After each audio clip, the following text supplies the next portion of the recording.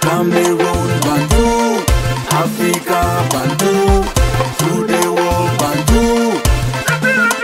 On ne sait pas si ce sera effectif de toutes les façons. Bon, limogeage ou pas limogeage. Oui, limogeage ou pas limogeage. Ouais. On attend toujours de voir ce qui va se passer. Mais en attendant, il faut dire que finalement, on a les 18 accusations qui vont à son encontre, qui sont portées contre Marc Brice. Oui, les 18 manquements. Exactement. Et donc, on a comme premier manquement le refus manifeste d'assister à une réunion officielle le 10 mai 2024. Ensuite, l'organisation d'une conférence de presse et publication d'une liste de joueurs sans autorisation. Et je me rappelle, je crois qu'avant le match contre le Cap-Vert, il avait organisé cette conférence de presse au stade Madou Ahidjo de Yaoundé. Et c'était vraiment une faute grave parce que la FECAFOOT n'était pas là, ni les sponsors. On a pris juste une badge blanche, on a mis au fond et c'était quelque chose de très grave. Voilà, ensuite on a le non-respect de la charte marketing mettant en péril les liens entre la FECAFOOT et ses sponsors. Je crois, tu parles de façon désordonnée ou tu parles de 1 jusqu'à 18? Je vais de 1 jusqu'à 18. Parce qu'on a l'organisation d'une conférence de presse, refus manifesté, assister à une réunion officielle, non-respect de la charte, ok. Voilà, ensuite on a la transmission incomplète des listes des joueurs sélectionnés. Oui, on a déjà vu ça. Il avait sélectionné les joueurs blessés. Et on se rappelle que lors de ce regroupement à Yaoundé, il y a des joueurs qui sont arrivés qui n'étaient pas annoncés officiellement. Ensuite, quelque chose comme ça. Voilà. Ensuite, on a le refus de communiquer ses rapports sur les matchs contre le Cap-Vert et l'Angola.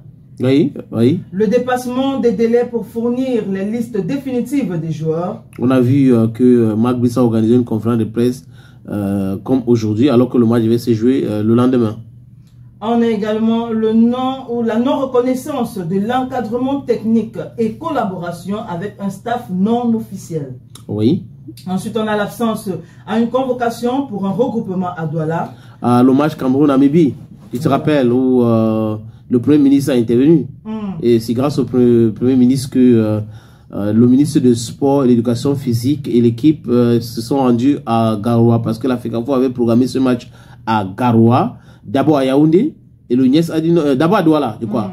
Le Niès avait déjà envoyé une proforma, et après, non, Douala, des problèmes, et Yaoundé et Garoua. Et la FECAFOOT avait choisi Garoua. Après, ils ont commencé à dire le match va se jouer à Yaoundé, parce que l'État est debout, patati patata, et la FECAFOOT avait décidé que ça va se jouer à Garoua. Et il y avait des plans de vol et tout ça. Et la FECAFOOT, je crois, avait réservé l'hôtel à Douala, quelque part à Bonanjo. Il y a certains lions qui sont arrivés ici, on les a pris à l'aéroport, c'était quand même quelque chose d'incroyable. Et Marc Brice est plutôt allé à Yaoundé avec certains joueurs. Ensuite, donc, on a l'utilisation de subterfuges pour éviter une conférence de presse. Oui, tu te rappelles, il avait dit qu'il ne se sentait pas bien. Les journalistes étaient venus à la conférence de presse, après il est reparti et on a appris qu'il voulait donner la liste lors d'une émission organisé à Bastos par la chaîne publique avec certains journalistes. Et après, je crois qu'il y a eu une intervention au ministère pour dire que ce sera une faute lourde. Et on a essayé d'expliquer les choses alors qu'il était bien là.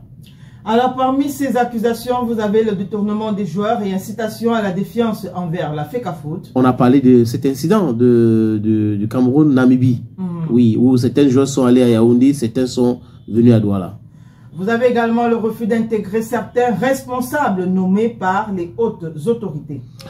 Oh oui, oui. On a vu ça aussi à l'Ouganda où il a dit, il a dit même lui-même parce que certains ne sont pas, ils ne travaillent pas avec eux, il va travailler avec des gens nommés par le ministère. Et même à l'Ouganda où ils sont allés louer un hôtel très loin du site et ils ne se sont pas entraînés. On va également parler de la sollicitation excessive des personnes extérieures au staff officiel. Dans la FECAFOOT, dans les détails, je crois que je n'ai pas rempli l'information par rapport à cela. Aussi, on a le manque de respect à l'hymne national et aux emblèmes lors des matchs officiels. Et il s'en fout, hein, on regarde ça à la télé, hein, on regarde l'attitude de Marc Brice. Des propos dégradants envers ses adjoints. Oui, il a dit que son assistant a un diplôme pro UFA, alors que les autres ont des traits que on peut traiter des diplômes de quartier. On se rappelle à l'époque là où Eto'o avait publié Tongo Pila en disant qu'il a gagné les Jeux Olympiques. Il avait eu des propos vraiment dégradants par rapport à ses adjoints.